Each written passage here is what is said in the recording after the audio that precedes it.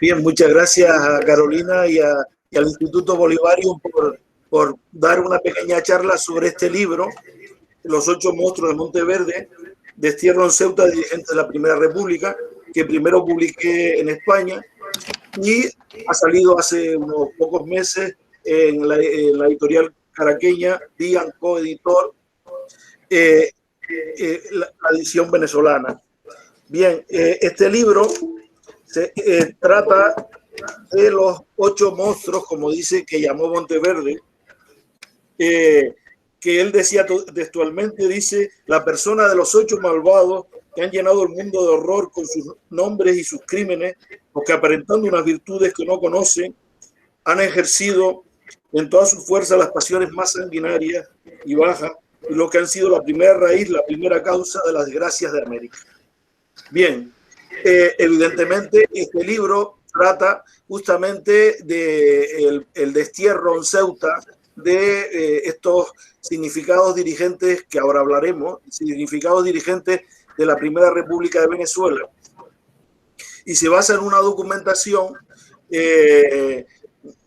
fundamentalmente conservada en el Archivo Histórico Nacional de Madrid, a la cual se añade algunas otras cosas del Archivo General de India, pero fundamentalmente el grueso de la documentación está en el Archivo Histórico Nacional, donde hay un legajo, un enorme y gigantesco legajo, donde se encuentra pues, toda la documentación del proceso de estas personas, con abundante documentación inédita, entre ellos, como hablaremos más adelante, cartas dirigidas por José Cortés de Madariaga en su célebre viaje desde Caracas hasta Bogotá, con una visión que nos proporciona una visión muy distinta sobre muchos aspectos del proceso de, digamos, de incorporación a la Primera República de Barinas, de Mérida, de Trujillo, etcétera, que porque en su correspondencia casi prácticamente diaria de José Cortés de Madariaga con el otro de los llamados 8 monstruos,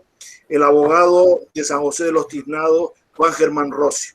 Y aparte también una importante documentación escrita por Juan Germán Rossio con el jefe del ejército en aquel entonces, que estaba, digamos, contra Coro, que es el Marqués del Toro. Bien, esta documentación, como hemos señalado, es la que me da a mí, pues, desarrollar este libro. En principio, hay que tener en cuenta que cuando Francisco de Miranda y Domingo Monteverde firmaron la capitulación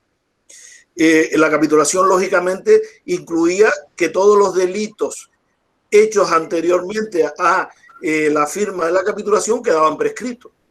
Pero evidentemente, aunque Monteverde por razones personales privilegió una serie de personas que pudieron salir tranquilamente, entre ellos sus primos, José Félix, Juan Nepomuceno Rivas y parientes de él como el propio Bolívar, incluso el llamado el diablo briseño, curiosamente, que después va a ser el ideólogo de la famosa Guerra a Muerte. Sin embargo, pues escogió a una lista de unas 69 personas que consideraba los enemigos brutales de la independencia, y de esas 69 personas que detalló una por una a todas ellas, y lo analizamos todas ellas en este libro, pues decidió en un momento que 8 de ellos fueran desterrados a España, por considerarlos los monstruos, los enemigos capitales de la monarquía.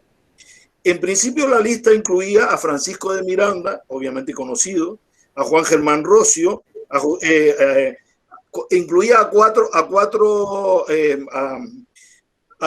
criollos.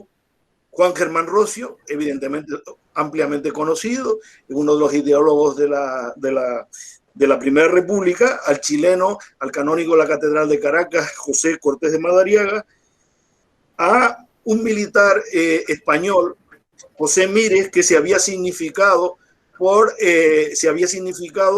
haber apoyado la causa independentista, y además por ser uno de los, y fue básicamente elegido por ser uno de los artífices del fracaso de la conspiración de una familia de comerciantes cántabros, los González de Linares. Francisco Isnardi, un cirujano gaditano que va a ser el único que se va a quedar en España, dicho sea de paso, porque él había venido a Caracas como cirujano, pero había dejado a su mujer y a su hijo, un célebre personaje, importante personaje en Cádiz, y cuando él finalmente obtiene la libertad, después de muchos años, en vísperas del trienio liberal, en 1819, pues decide quedarse de secretario del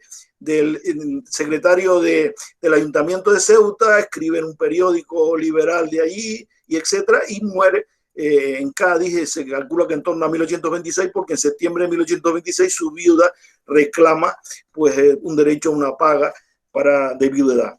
Y Juan Pablo Ayala, que era un criollo, un capitán de milicias criollo, el mulato Bonoso, que era un personaje llamado Antonio Caballero, y que era curandero de profesión, y que y Antonio Varona. Antonio Varona yo descubrí que era una persona natural de Burgos, que simplemente el mérito, entre comillas, que se le atribuía es que había colaborado como espía en la famosa rebelión que fue brutalmente reprimida de los isleños de la Sábana del Teque, en las inmediaciones de Caracas, y que fue acusado por Monteverde y por los isleños que estaban en torno a él de pues, ser el que hizo fracasar por su delación, porque informó pertinentemente a las autoridades. Por eso se frustró, ni siquiera llegó a efectuarse esa famosa asonada, y Antonio Varona fue llevado para eso. Y, sin embargo, con posterioridad se decidió excluir a Francisco de Miranda, porque se mandó por otra vía, se mandó por Puerto Rico, como es ampliamente sabido, y de Puerto Rico a Cádiz, donde en San Fernando, en la prisión de la Carraca, pues moriría en 1816, como es ampliamente conocido. Y esas dos personas, y a Bonoso se le excluyó por enfermedad, y esas dos personas fueron sustituidos por un caraqueño, el más rico de todos ellos, que de hecho va a mantener y a pagar la subsistencia de estas personas en el destierro, porque aunque la corona le daba una cantidad, era muy pequeña para mantenerse, porque ellos estaban viviendo en un hospicio en Ceuta, y salían a la calle, etcétera. No era un encarcelamiento, digamos, de una prisión propiamente. Sí estuvieron primero en la prisión en Cádiz, 6 meses estuvieron en una prisión en Cádiz, hasta que finalmente se decidió desterrarlo a esta plaza española del norte de África, del actual Marruecos, donde pues Juan Paz Castillo, que era un hacendado, hijo de canarios, su padre fue alcalde de Caracas y fue un rico terrateniente, formó este grupo, y se había significado además, porque fue acusado, obviamente todos esos delitos prescribían, pero acusado de haber matado a 2 curas y a varios canarios en una zona rural de los Llanos, pues fue incluido en este grupo. Y un peninsular, Manuel Ruiz, que fue incluido fundamentalmente también por haber hecho con Mires la denuncia, ser un profesional, digamos, del batallón de Caracas, y haber apoyado pues en la derrota haber apoyado la independencia y haber acabado con la causa, con la conspiración de los Linares, exactamente igual que Mires. Esas fueron las causas, y se hizo el proceso demostró clarísimamente lo que era evidente, porque además era imposible que esas personas hubieran hecho nada después de firmar la capitulación, porque fueron prácticamente llevados a La Guaira y encarcelados en La Guaira prácticamente el mismo momento de la firma de la capitulación. Y antes de su desembarco del buque, escribieron el 8 de noviembre de 1812 una representación, y en la que expresaron que consideraban injusta su detención, porque ellos, un argumento que van a repetir constantemente a lo largo de los años, que ellos no podían ser juzgados por nada hecho por posteriormente, porque efectivamente habían sido presos en el mismo momento de la capitulación, y como se demostró claramente en los procesos que se abrieron en Caracas contra ellos, no había evidentemente nada anterior, y Monteverde se basó fundamentalmente en sus rencillas personales hacia ellos y las rencillas del grupo en torno a lo cual pues, formó esa famosa junta de secuestro que se convirtió como una alternativa al poder de la audiencia y al poder de la Constitución de Cádiz y de la regencia, porque no debemos olvidar que Monteverde se autoproclamó capitán general desoyendo a la posición de la regencia, que había elegido al cubano Fernando de Millares, que era gobernador de Maracaibo, como la nueva autoridad destinada por la regencia a ser capitán general de Venezuela. Por lo tanto, evidentemente, esto va a llegar a que lleguen en Cádiz, son encarcelados en Cádiz, y empieza toda una serie de gestiones, una resolución de la regencia y del Consejo de Estado del 16 de enero de 1813, que consideraba una cosa contradictoria. Por una parte, que era lógico que la capitulación se tiene que cumplir y es obligatoria cumplirle, además vea que cumplir la Constitución de Cádiz y los procedimientos judiciales de la Constitución de Cádiz, pero sin embargo echó un capote al procedimiento de Monteverde al argumentar que no había sido el delito de insurrección lo que había provocado la prisión, sino hechos posteriores a ella, que evidentemente no habían, pero el papel puede rellenar cualquier cosa. Sin embargo, tal testimonio no se encontraba ni en el expediente ni en las secretarías del despacho, según el resultado de justicia. El Consejo de Estado argumentó que al no existir una legal sumaria que acreditara la inflación, los delitos perpetrados con posterioridad a la capitulación, deberían adoptarse dos medidas. La primera de ellas consistía en manifestar la piedad y bondad del gobierno y evitar la mala inteligencia e interpretación que podían proporcionar los malvados y revolucionarios de aquellos desgraciados países a la capitulación.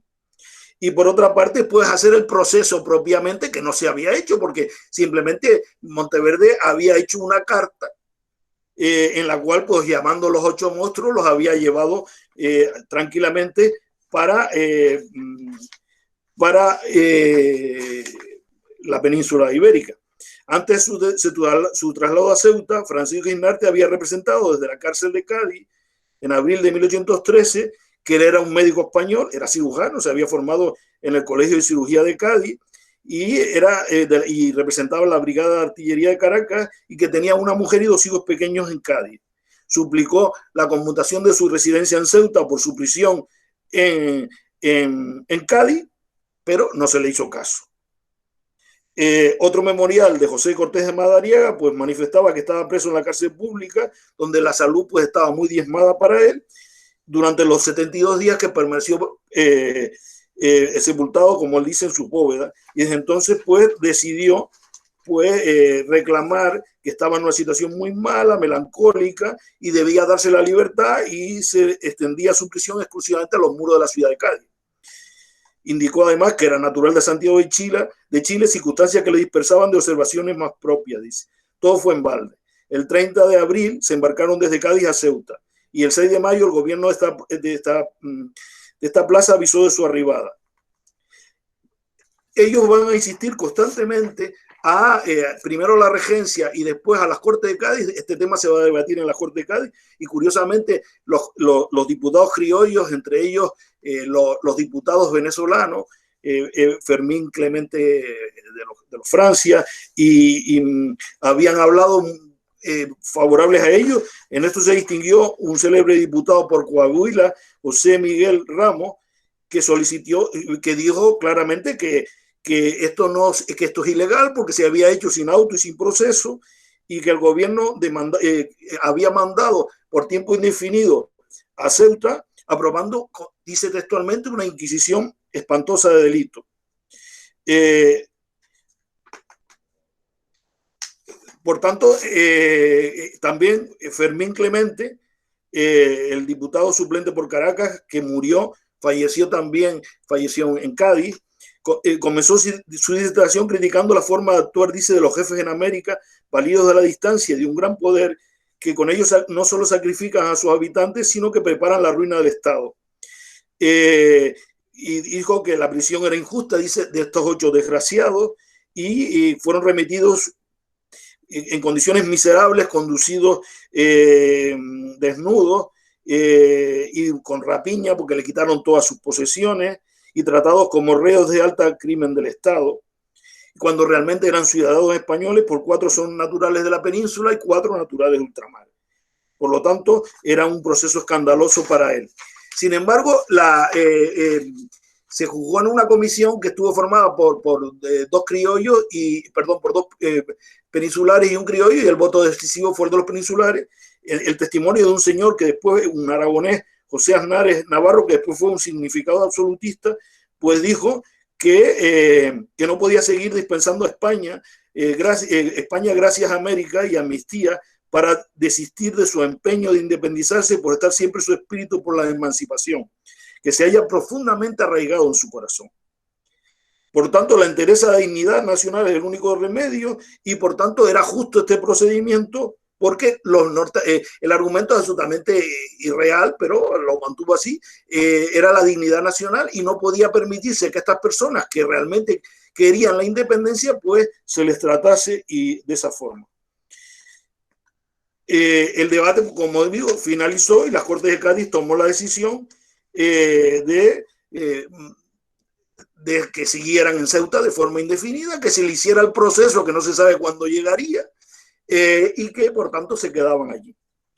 El 17 de septiembre de 1813, Miguel de Lardizábal expuso al Consejo que Monteverde no había remitido la documentación, claro, que de hecho se hizo con posterioridad. Un oidor de Caracas fue el que se encargó de hacer el proceso. El proceso fundamentalmente, como describimos ampliamente en el libro, pues se basaba en los testimonios de una serie de realistas que lo único que demostraban era lo que era evidente, que todos ellos se habían significado como dirigentes de la Primera República, partidarios de la independencia, pero no había ni un solo delito, posterior, que era la causa que lo que avalaba la capitulación. Por lo tanto, esto evidentemente va a ser el argumento constante de todos ellos. El 17 de agosto de 1813, Juan Germán Rocio redactó desde Ceuta, en nombre de los 8 desterrados, una representación en la que insistía que solo había obrado malignamente la calumnia y debería constituir este expediente una nueva prueba de la justicia que se había quejado los exponentes y otros médicos para ser restituidos inmediatamente a su libertad y demás beneficios de la capitulación. La arbitrariedad del jefe que los redujo a un miserable estado, comprobado por los informes de la audiencia, suministros de Caracas y las quejas de otros individuos. Pero cuando Rocio continuó su disertación, pues todo quedó exactamente igual y nada se va a materializar. El proceso se va a hacer, se va a llevar los documentos, en ellos se incorporaron todos estos documentos interesantes que hemos hablado, incluso algunos documentos como el viaje de regreso impreso que todos conocemos de Cortés de Madariaga, de Cortés de Madariaga de regreso desde Bogotá, también el impreso de Rocio sobre Nirgua y sobre todo documentos importantes, como hemos señalado, de las cartas que efectuó José Cortés de Madariaga, donde además criticaba curiosamente a un personaje que después se va a significar que de hecho va a ser el artífice de la Constitución de Mérida, el coreano Mariano Talavera, que era el secretario del obispo. Se vio claramente cómo también de los Mendoza, cómo había muchas relaciones estrechas con Maracaibo, cómo era muy importante, con Maracaibo, cómo había sido muy mal visto por las autoridades de Mérida y Barinas, los escritos famosos de la libertad de culto de Burke, de William Burke, etc. Bueno, se ve claramente que la posición en aquellos momentos de Mérida y de Trujillo y de Barinas, como recoge, curiosamente, en contraste con San Carlos Cojedes, que apoya, que va a ser después el centro de la contrarrevolución, curiosamente, pero en aquellos momentos apoyó, y él estaba sorprendido por la incondicionalidad con que apoyaban el proceso de la Junta del 19 de abril los naturales de San Carlos, los sancarleños, a diferencia de los de Mérida, de Trujillo, etcétera, de Barinas, donde las élites locales no apoyaban eso. Querían querían realmente lo que van a obtener después, una constitución propia, un estado, digamos, de un estado federal copiado con el modelo norteamericano, que precisamente va a ser redactado en el caso de Mérida por Talavera. Las críticas a Talavera, los conflictos que tuvo Madariaga son muy interesantes, y los puntos de vista irónicos, absolutamente irónicos, con que Cortés de Madariaga pues hablaba del obispo que murió en el terremoto, de Santiago, el salmantino Santiago Hernández Milanés, etcétera. Todo eso son documentaciones de gran interés, como hemos señalado, para profundizar en algunos aspectos que no quedaban claros del proceso y cómo se desarrolló todo el proceso que va a dar lugar a la República el año siguiente, al 19, el 5 de julio de 1811, a la Declaración de Independencia, después del 19 de abril. Ahora lo que se va a hacer ahora es un proceso bastante curioso. El 19 de febrero de 1814 dio cuenta al gobierno de Ceuta, a los ministerios de Gracia y Justicia y de Guerra, que los presos americanos, porque solo van a ser los presos americanos los que se van a fugar. Es curiosísimo, ni les comunican, a pesar de que vivían juntos en el mismo hospicio, no les comunican la fuga a los 4 presos españoles. José Cortés Madariaga, Juan Paz Castillo y Juan Pablo Ayala y Juan Germán Rocio, que se les permitía pasear por la plaza, habían hecho fuga al anochecer del día 17 de febrero de 1814. Ellos fueron llevados por un comerciante inglés que había fletado un barco porque él había conocido a Juan Germán Rocio, a Cortés de Madariaga. Estaba preso por una cuestión económica, básicamente. De hecho, el tema de él se debatió en las Cortes de Cádiz, una cuestión económica en la cárcel de Cádiz, y le habían prometido que él iba a libertarlos a ellos. Entonces, pero solo a los 4 americanos. Entonces, este inglés fletó una pequeña embarcación, y con ella, pues, llegaron a Gibraltar. En Gibraltar estuvieron una fonda y ya planteaban, pues, pasar para Inglaterra, y de Inglaterra, pues, ir para América. Pero el gobernador de Ceuta, que era un conservador, de cuenta que además murió a los pocos meses de esto, ¿no? Este gobernador de Ceuta, pues, era de ideas bastante absolutistas, y era del Partido Conservador, mayoritario en aquellos momentos, que estaba en el gobierno británico, y decidió, pues, devolver a los 4 americanos a Ceuta. Mandó órdenes al gobernador de Ceuta, y unos representantes del gobernador de Ceuta se los llevaron. Él ya lo había hecho con un canario, Diego Correa, que se relacionó muy activamente con esta gente, que había huido desde Cádiz a Gibraltar, y cuando fue allí, pues lo condenaron al presidio de Ceuta. Y ellos, ahora, una vez devueltos a Ceuta, pues el que los había llevado se llamaba Tomás Richard, y era un comerciante inglés establecido en Cádiz de 1808, y, como hemos dicho, estaba preso por unas cuestiones básicamente de fraudulentas de un contrato de exportación de barrilla a Londres en 1811, y allí, en ese conocimiento que tuvo con los presos, pues le había prometido, pues, interceder por ellos y buscarles la libertad.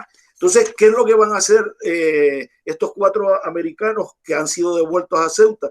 Pues presionar a través de Lord Holland y de las autoridades liberales, lo mismo que va a hacer Diego Correa, el canario Diego Correa, hablando de lo absurdo que iban contra los derechos humanos, etcétera, de el habeas corpus, todos esos derechos con los cuales habían sido injustamente devueltos a Ceuta. Estos liberales van a presionar, que eran diputados, Lord Holland, el jefe más significado del Partido Liberal, va a presionar a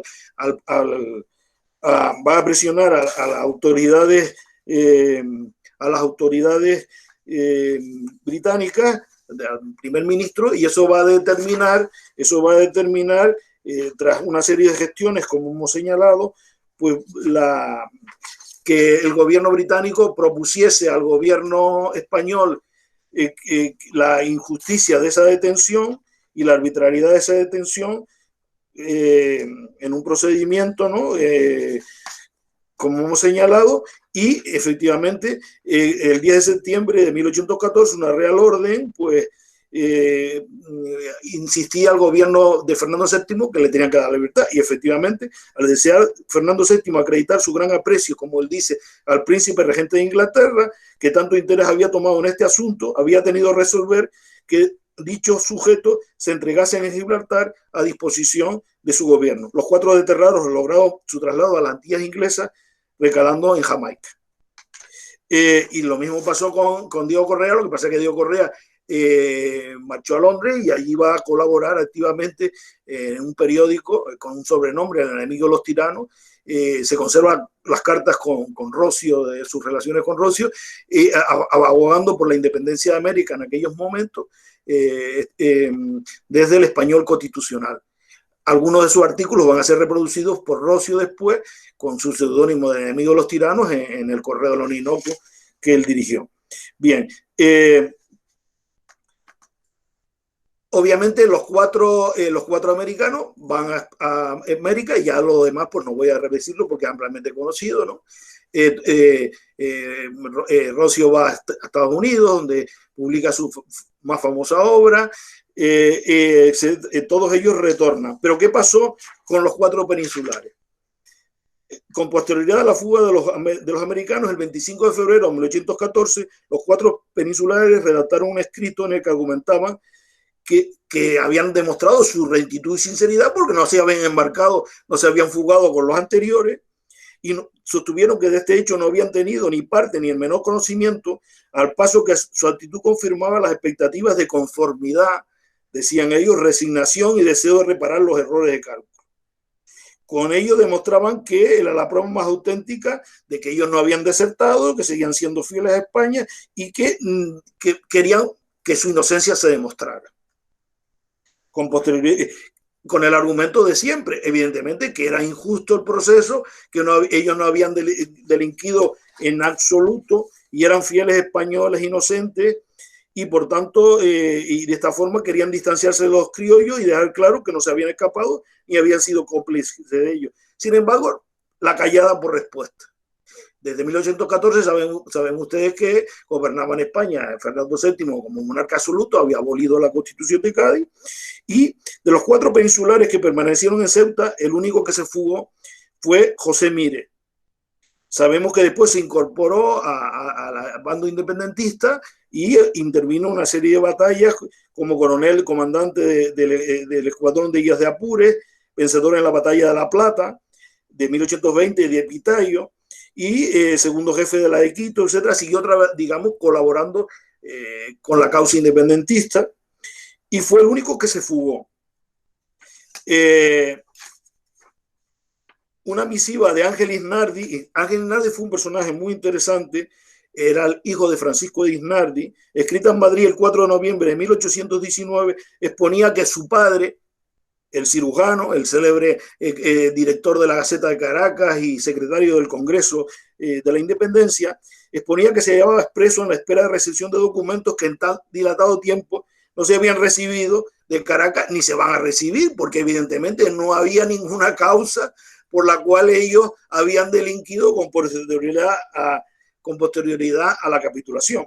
Sin embargo, de esto, de la expedición de un indulto amplísimo para todos los que habían tomado parte en la Revolución de América del 20 de febrero de 1817, nada de nada, y seguía él con su otro hermano y su mujer y su madre en un amargo de padecer y en desamparo de mujer y familia, habiendo fallecido su anciano padre, más del pesar de verlo en tan triste estado que de enfermedad conocida.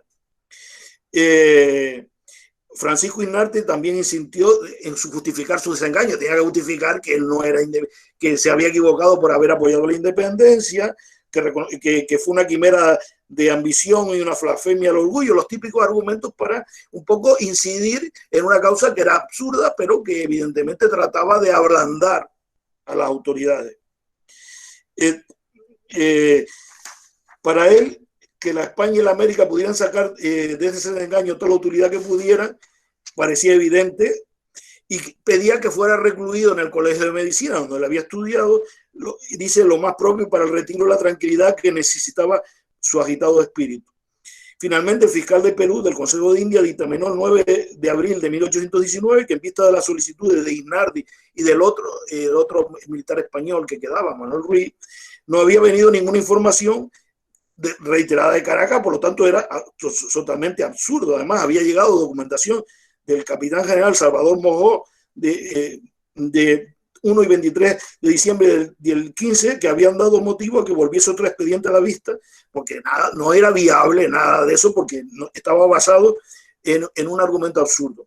Francisco Isnardi y Manuel Ruiz tuvieron que esperar a la decisión del Consejo de India de 21 de agosto de 1819, que dictaminó que no solo estaban indultados en función de la capitulación de Miranda, sino que no resultaba ningún cargo posterior a la sumaria, o lo que era evidente, formada su orden, no obstante debían ser comprendidos en la gracia del indulto de 24 de enero de 1817. O sea, se seguía insistiendo en un indulto de un delito que no existía, pero por haber incurrido, dice, en nuevos extravíos y por consiguiente puertos de libertad. O sea, que ni siquiera se daba la razón de lo que era evidente, que ellos no habían cometido ningún delito con posterioridad a la capitulación. Se puede observar, por tanto, la resistencia del Consejo de India a evidenciar el carácter irregular de la detención y el envío de los 8 dirigentes de la Primera República a Ceuta, ya que, por un lado, reconocen que no efectuaron actuaciones ilegales con posterioridad a ese convenio, pero por otro alegan supuestos imaginarias desviaciones sobre las que evidentemente no mostraron ninguna prueba, porque no existía. La concesión del indulto era lo más palpable de todo ello. Curiosamente, también Varona, que prácticamente quedó un poco marginado, fue incluido en este indulto, con lo cual los tres, mire, se había fugado, los tres estos tres implicados van a ser puestos en libertad. Tanto Manuel Ruiz como Varona regresan a América y van a seguir siendo partidarios de la causa independentista en la Gran Colombia, donde van a morir, y el único que se queda es Isnardi, que, como digo, se queda como secretario, evidentemente tenía toda su familia allí, su hijo, que después fue un personaje importante, escritor, que además tuvo muchas relaciones con miembros de la élite cubana, como Domingo Belmonte, etc., pues va a vivir allí y allí va a morir, como hemos señalado, en 1826, llevando un periódico de ideas liberales, teniendo conflictos con un famoso obispo ultramontano, el famoso Rafael Vélez, que era en aquellos momentos obispo de Ceuta, y en definitiva, pues terminando el único que terminó sus días en España. En definitiva, hemos tratado de cubrir con este libro, pues el destierro de ellos y los procesos que se abrieron sobre ellos en los largos años que tanto los criollos como los españoles permanecieron en tierras de Ceuta, desterrados en Ceuta, y evidentemente pues ofrecemos el panorama de toda esta, en este libro, Los 8 monstruos de Monteverde, de los procesos y la causa entablada contra ellos en esos años después de la capitulación entre Miranda y Monteverde. Y nada más, muchas gracias. Pues ahora, si lo que las preguntas que quieran hacer sobre este tema. Hay una que comienza con esto, esta insistencia de los presidiarios en confesar sus pecados, en decir que ellos participaron en la República por un error de quimera, de ambición, blasfemia. ¿Usted considera esto como una manifestación de pragmatismo político o flaqueza de principios republicanos puesto de lado ante el infortunio del presidio? Bien, yo pienso que por una parte ellos dejaron muy bien claro que la injusticia del procedimiento tenían que hacerlo con cargo a las leyes vigentes, porque evidentemente no lo podían hacer primero ante las autoridades de las Cortes de Cádiz y la regencia, y después ante el Consejo de Indias, ¿no? Las autoridades absolutistas posteriores. Tenían que argumentar, lógicamente, que ellos, sus delitos, entre comillas, no eran delitos porque la capitulación lo había prescrito.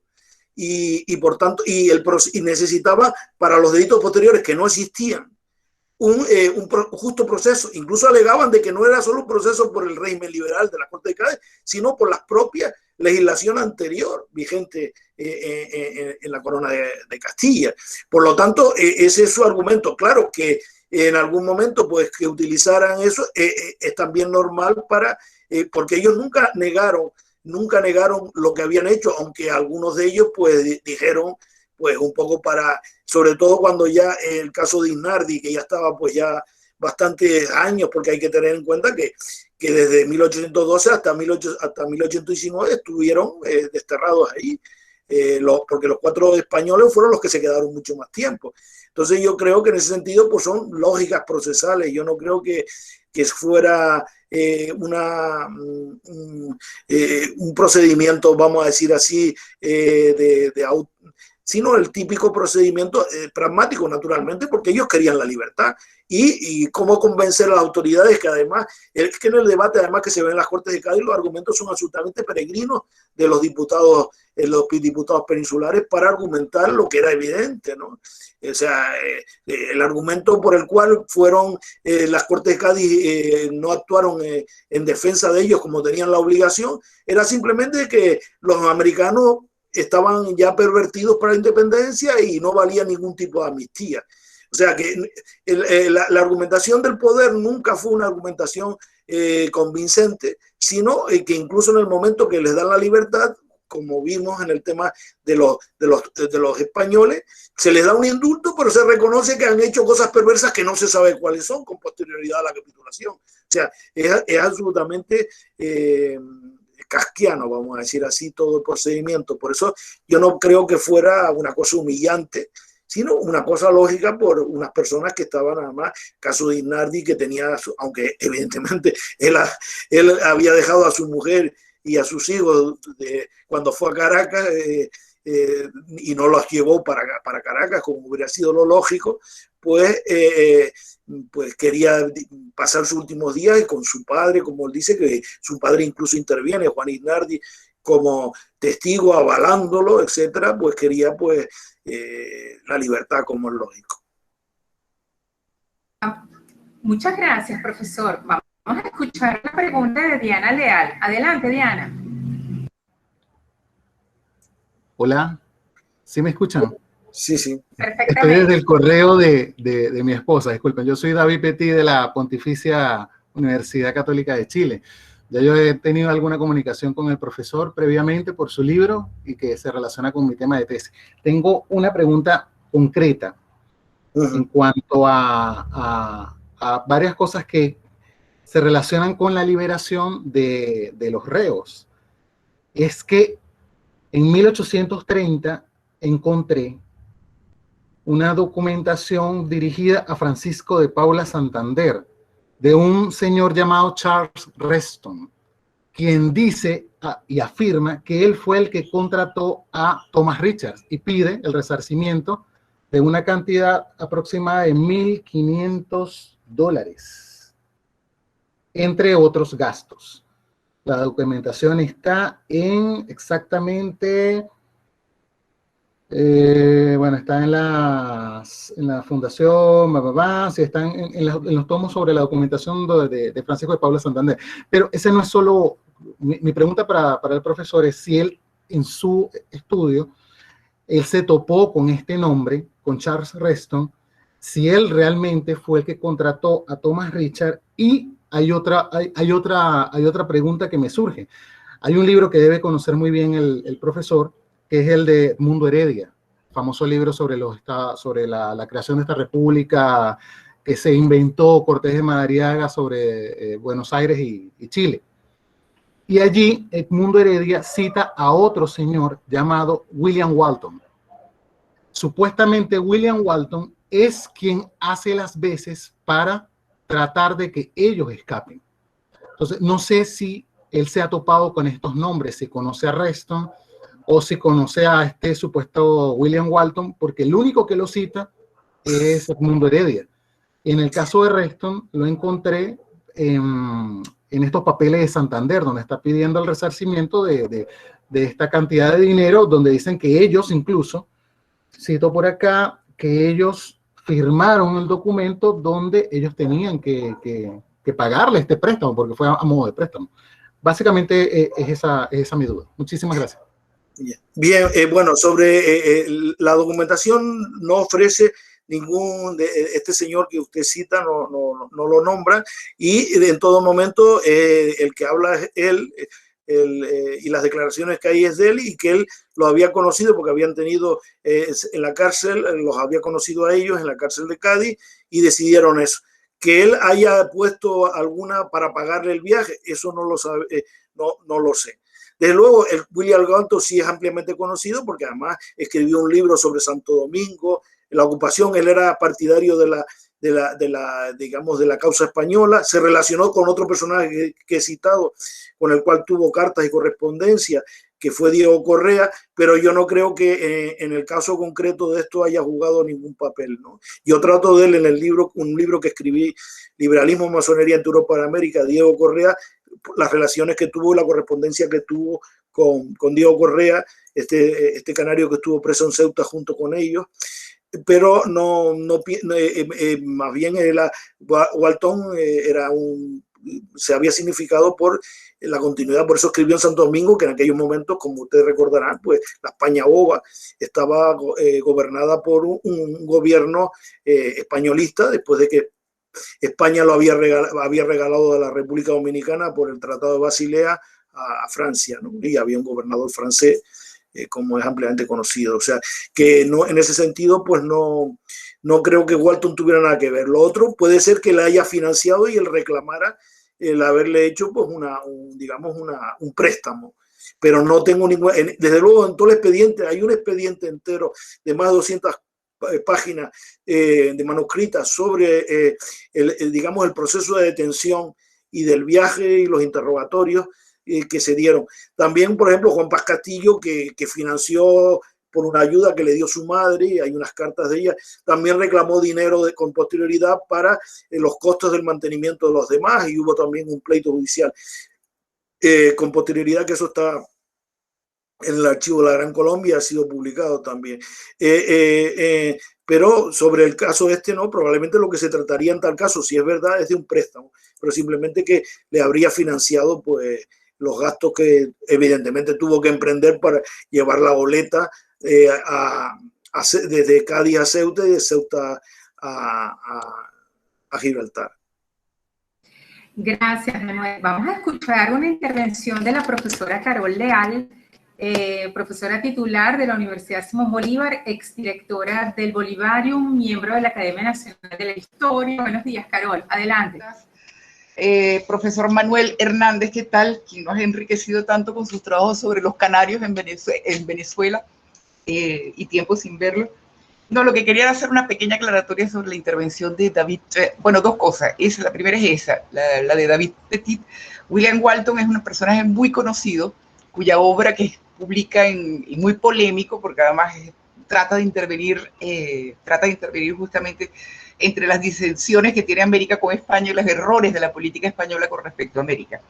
Entonces, aprovecho y adelanto que va a salir dentro de poco la traducción, la primera vez que se traduce al español de esa obra larga de Walton, que va a salir publicada, la acaba de traducir Edgardo Mondolfi, de la Academia de la Historia, y se está publicando justo en este momento, debe aparecer cualquier día de estos en la página de la Academia. Era para aclarar eso.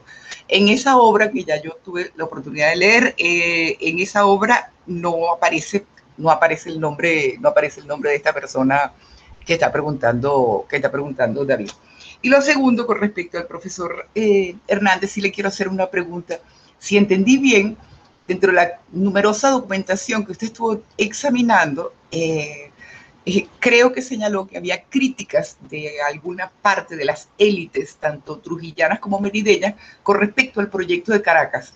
O entendí mal, o me gustaría que me aclarara eso y a qué se refería exactamente. en la primera época, entre los papeles que ha revisado usted? Bueno, sobre Walton hay una edición en 2 tomos de los, pero claro, en Santo Domingo, ¿no? Que la tengo, de los bibliófilos dominicanos, ¿no? Hay una traducción, ¿no? En 2 tomos, ¿no? Pero bueno, evidentemente no en Venezuela, en Santo Domingo, ¿no? Y está agotada desde hace muchos años, ¿no? Una colección muy bonita de libros encuadernados, ¿no? Bueno, claro que la crítica que hacían fundamentalmente es que había una resistencia muy clara por parte de Mérida, por Cristóbal Mendoza concretamente, en nombres y tal, que no aceptaban el proceso en aquellos momentos, que tenían todavía relaciones muy estrechas económicas con Maracaibo y que no veían clara la solución. Bueno, y hay muchos documentos donde él describe con dedos y señales pues los conflictos que él tuvo, incluso tuvo un conflicto muy grave con el obispo, el obispo milanés, con Mariano Talavera, que llama el coreanito. La ironía que tiene este hombre es absolutamente increíble, como describe a los personajes y la ironía tan característica. Y evidentemente en estos momentos ellos querían garantizar en cierto sentido primero la relación con Maracaibo, que económicamente era fundamental para los estados andinos venezolanos, y por otra parte querían, digamos, lo que va a ser después una república federal. Y en ese sentido, y la cuestión que más criticaban de Caracas era el tema, y era constante, el tema de la libertad de cultos, ¿no? Ellos pues defendían evidentemente lo que va a ser después, que es una constitución evidentemente con el catolicismo como la única religión del Estado, pero el tema de William Burke parece que fue un motivo grande de división en aquellos momentos. O sea, que había bastantes tensiones, y esa la registra en sus cartas con Germán Rossio, que no vamos a olvidar que en aquel momento era ministro de Asuntos Exteriores, de Cortés de Madariaga, ¿no? Okay. Gracias. Gracias, profesor. Tenemos una pregunta de la profesora Yajaira Freites, quien es: ¿qué pasó con el mulato donoso Antonio Caballero? Sobre el mulato, realmente Antonio Caballero, pues lo que se sabe es que ya estaba muy enfermo y por eso se decidió pues que no murió al poco tiempo. O sea que decidieron pues sustituirlo por a él y a Francisco Miranda dentro de los 8 monstruos, porque al principio Miranda estaban los 8 monstruos, sustituirlos por un español, Manuel Ruiz, y por un criollo, Juan Paz Castillo, ¿no? Sobre Mire, sí, efectivamente, hacer esos intentos que se hicieron en aquellos momentos de academia y tal, José Mire, y sí, eso es conocido que se hizo, ¿no? Y después pues, él se reintegró también se reintegró después evidentemente a la causa independentista, como también Varona y como Manuel Ruiz, ¿no? Muchas gracias, profesor. José Luis Romero pregunta, bueno, frente a estos 8 monstruos desterrados y presos en Ceuta, ¿qué pasa con Miranda? Claro, antes de la muerte de Miranda en la Carraca y del presidio de Miranda en la Carraca, o sea, el proceso jurídico contra Miranda y la defensa de Miranda, ¿qué pasa? Y si se podría calificar la conducta de Monteverde como una traición a los términos de la capitulación firmada con Miranda. Gracias, profesor. Bien, bueno, realmente el proceso, yo pienso, no se conserva ni el proceso que teóricamente se tenía que haber hecho a Miranda, no se hizo, sencillamente. Miranda va a seguir allí, va a escribir algunos memoriales, etcétera, pidiendo la libertad y demás, que son ya conocidos, pero realmente Miranda va a seguir allí en la cárcel de la Carraca y ahí morirá. Evidentemente, como está claro, la capitulación fue incumplida por Monteverde, eso es una cosa bastante obvia, y la detención de los 8 monstruos de Monteverde evidentemente es el más claro ejemplo, pero el encarcelamiento además de muchísimos presos que después la audiencia les dio la libertad con posterioridad, pues fue también un motivo. Además fue una cosa, como hemos señalado, muy discriminatoria, porque toda una serie de personas significativas pudieron salir tranquilamente sin ningún tipo de problema y se les dio el pasaporte, y otras personas, sin embargo, pues fueron víctimas primero del encarcelamiento de las bóvedas de La Guaira y después en el caso de estos 8 y de Miranda, pues su destierro y encarcelamiento más allá de los mares, ¿no? En el otro, porque no podemos decir que Ceuta sea la península ibérica, porque obviamente es África, ¿no? Bueno, muchísimas gracias al profesor Manuel Hernández. Hemos estado encantados con esta excelente conferencia que nos ha dado hoy sobre los 8 monstruos, sobre el destierro en Ceuta de estos perseguidos dirigentes de la Primera República Venezolana. Gracias a todas las personas que nos han acompañado hoy, y en nombre del Instituto de Investigaciones Históricas Bolivarias de la Universidad Simón Bolívar, agradecemos a todos los participantes y especialmente al profesor Manuel Hernández, no solamente por esta conferencia maravillosa, sino también por esa productividad vigorosa que mantiene y con la cual nos deleita a cada rato con la publicación de todos los hallazgos que tienen esta vida dedicada a la investigación. Muchísimas gracias, profesor, ha sido un placer. Gracias a todos. Hasta luego. Muchísimas gracias a ti, muchísimas gracias a todos ustedes por haberme oído y haberme preguntado cosas sobre este libro de los 8 monstruos de Monteverde. Muchas gracias.